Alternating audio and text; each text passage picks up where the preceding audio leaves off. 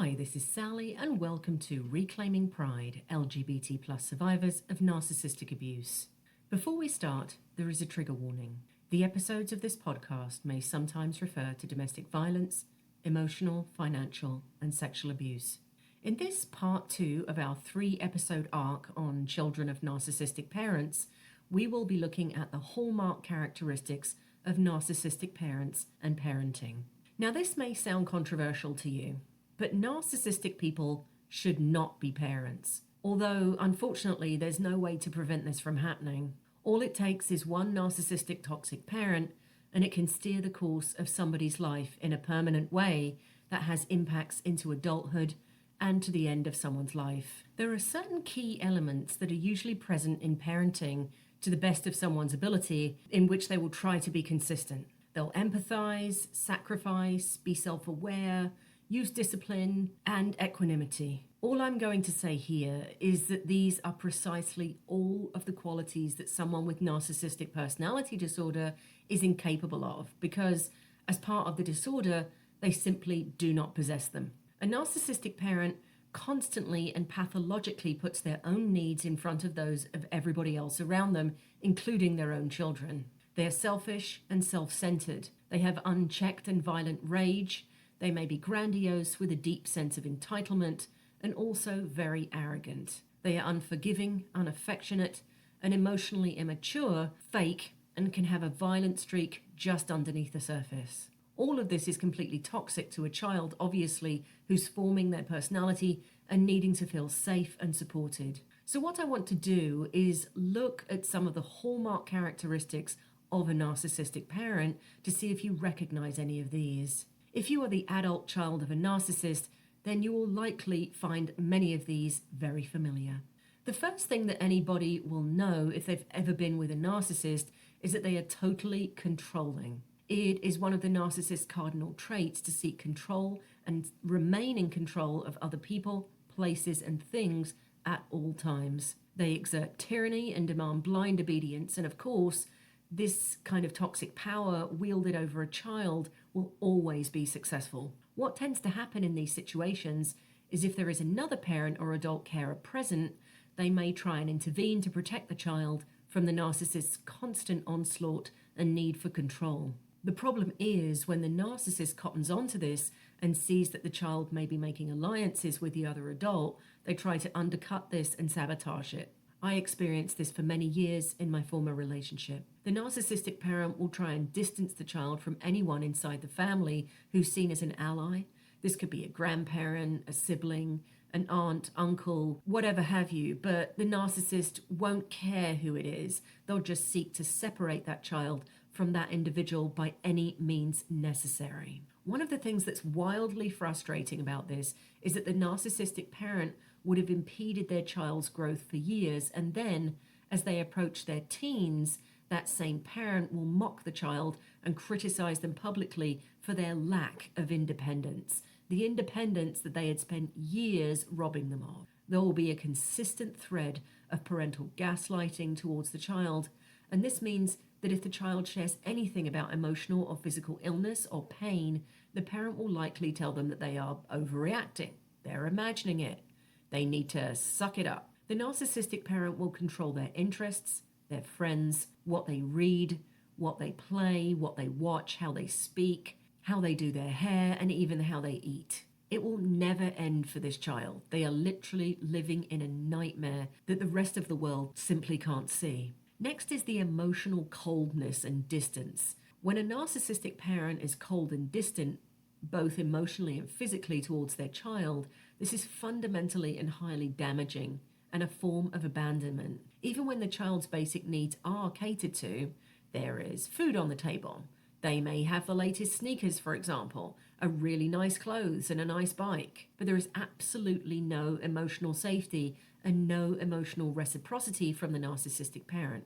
There is no warmth, there is no empathy. This is abandonment. Meanwhile, imagine when the narcissistic parent is out with their child in public, they'll be playing very nice, the child will be well dressed, and will be too scared to contradict the parent. So what do you think this looks like to the outside world? It looks fine, right? Next is a lack of boundaries and safety. Narcissistic parents are extremely intrusive in their child's inner and outer world. This person is literally not even allowed to have a single thought without the narcissistic parent's approval. The toxic parent may behave inappropriately around the child's friends and the child's friends' parents. They may show up unannounced in social situations. They will put so many parameters around the way in which the child is meant to behave, dress, etc., around their friends that eventually the child will stop wanting to have friends. But this is all part of the plan. The narcissistic parent is also likely to criticize other parenting, so the child's friends' parents will be criticized in the child's hearing and likely at home behind closed doors. The narcissistic parent may even club together other family members so that they act like flying monkeys and they gang up on the child and scapegoat them. There's also a massive amount of invalidation of the child by the narcissistic parent. As we already know, the narcissist constantly makes everything about them, from the way you shake your salt onto your food to the way you speak to them. It's all a reflection on them. The child's needs are always secondary, always bottom of the pile. The child's needs are typically only really ever attended to when they may feed the narcissistic supply in some way. As we all know, children can sometimes be without filters, so when a child speaks their mind or is curious about something and says something that the narcissist may disagree with, the narcissist will take this as a personal slight by the child, and they will definitely punish them in some way, usually behind closed doors when nobody else can see. It could be in a car after an event that the parent is bringing them home from, but it will always be at a place where the child cannot get out. Later in life, if an adult of a narcissist brings up any of this to the narcissistic parent, it's likely that they will continue to be gaslit, invalidated, and denied, thus causing further trauma. Then there's fakery. There's an awful lot of superficiality around narcissistic people. This will be particularly obvious in the way in which the narcissist likes to represent what kind of a parent they are to the outside world. Meanwhile, the child knows completely differently, and this is extremely confusing and destabilizing for someone. There's a great concern about what other people might think of the family unit and about the narcissist's parenting style, and very little concern for the actual child who's being parented. The child is likely to be in many social situations where their friends or their friends' parents will say to them how wonderful their narcissistic parent is. Meanwhile, this poor child knows completely differently, and also probably knows that they will be punished and abused later at home behind closed doors by this seemingly helpful and lovely person. This is also a form of gaslighting, and it can be crazy making, especially for a child who's still forming their mental and emotional and physical landscape and their relationship with the world and the people in it. The narcissistic parent will also ignore and invalidate the child. This is something which is very subtle, and yet it can have a massive effect on someone's sense of reality and self. So often, because the narcissistic parent is so wrapped up in their own pursuits and their own needs, they're unwilling to make any physical or emotional space for the child. Often they won't listen to the child and make it very obvious that they're not listening. They'll interrupt constantly. They will show very little interest or curiosity in the child apart from something which may affect them or their reputation. The attention that the child does receive is usually negative, and it takes the form of constant criticism from the parent. There's a belittling of everything about the child, and also a humiliation of them, either when they're alone together or in front of other people or other family members. This can be particularly awful when other people around don't realize what is actually happening and what the narcissist is doing, and they too join in and laugh at the child, thinking that it's some kind of a joke, not understanding that the child is being abused because they don't see the bigger picture. In later life, this can mean that the person is extremely self-reliant, but this can also mean that they end up in risky or bad situations. They were silenced at a young age, and therefore this cuts through into their adult world and means that they have numbed themselves and cut themselves off emotionally, which can obviously make it difficult for somebody to connect with others as an adult, especially in intimate relationships. It can possibly mean that the adult child of a narcissist can seem distant and disconnected. There will be a constant feeling for them of not being good enough until this is addressed and the cycle is hopefully broken. Next is a roller coaster of inconsistency. 1 minute, the narcissistic parent is very overbearing, lacks boundaries, and is in all of the child's business, social, emotional, their inner and outer worlds. The next, they will ignore the child to the point of neglect. This is all governed by what is actually going on inside the narcissist at the time, what they need, what they don't want to deal with, and how this will benefit or not benefit them in some way. Children are treated as an inconvenience to the narcissistic parent, who is moody and unpredictable in the extreme. For a child, this can affect the ways in which they attach, because they're constantly feeling unsafe and off balance because of the lack of consistency this primary caregiver shows them. Because the narcissistic parent is so inconsistent in mirroring the child will then grow up with difficulty with emotional regulation because they haven't been shown what normal emotional regulation is. Remember, they're around someone who cannot regulate themselves emotionally. They're around an adult who is emotionally stunted at the age of a toddler. In later life, this can even lead to greater risk of someone constantly shape-shifting in order to please somebody else, and even falling into a narcissistic relationship themselves, and this is extremely tragic. Next is the frightening and ever-present rage. Narcissists don't tolerate disappointment or any kind of frustration at all. Caring for children and loving them can often sometimes mean disappointment and frustration, and that's part and parcel of someone coming into their own identity.